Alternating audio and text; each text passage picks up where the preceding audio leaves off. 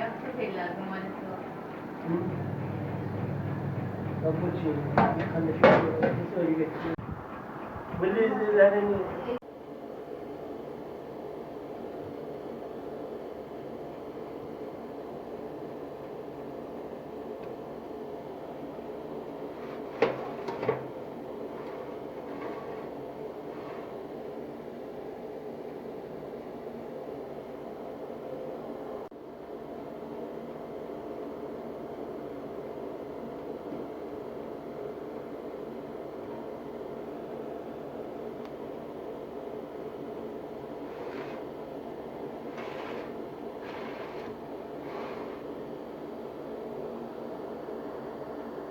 حبايبي وضعت لتر من الخل، وضعت له ملعقة طعام من الملح، ومثل ما شفتوا غسلت الخيار غسل تمام، وراح نضيفه للخل ونراويكم كل التفاصيل. يلا وياي. راح طبعا ضفنا هنا بابريكا حارة وضفنا شطة.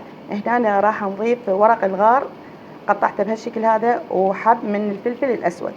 طفيت تحت الخل وراح أضع الخيار، ولما يتغير لونه راح أطلعه وأترك الخل يبرد ونراويكم كل التفاصيل حبايبي. شوفون، وراح نتركه، ولما يتغير لونه راح نستخرجه من الخل. طبعا هنا مثل ما تشوفون بلش الخيار يتغير لونه، وأنا مطفية تحت الخل. راح أتركه يتغير لون الخيار كليته بالتساوي، لأن بعض الخيار لسه نص أزرق ونص يتغير لونه. مكملين وياكم حبايبي بتفاصيل كل هذه الوصفة. حبايبي راح نسوي حشوة الطرشي، لأن مثل ما شفتوا راح نسوي الخيار المحشى. هنا أنا قشرت الثوم بهالشكل هذا، ونظفت الكرفس، وهسه راح أفرمهن وراح أراويكم التوابل اللي راح أضيفها على الحشوة همينة. حبايبي فرمنا الكرفس والثوم بهالشكل هذا، وعندنا الخيار طلعناه من الخل، وراح نبلش نحشي بيه. طبعا بعد ما خليناه برد، هسه راح نبلش نحشيه بعد ما نضيف التوابل على الكرفس والثوم. البهارات كانت عبارة عن شطة وبابريكا وفلفل أسود.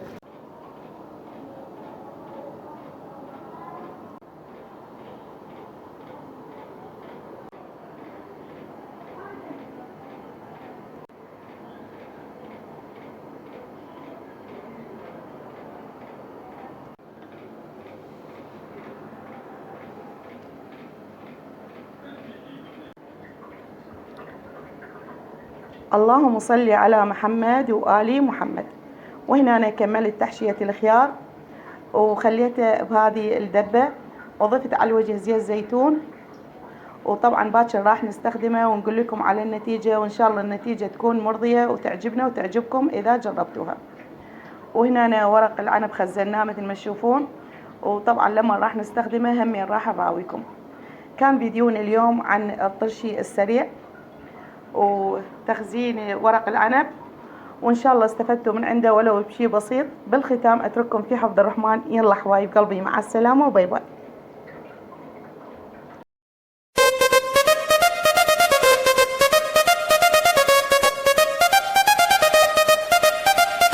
DJ Ami.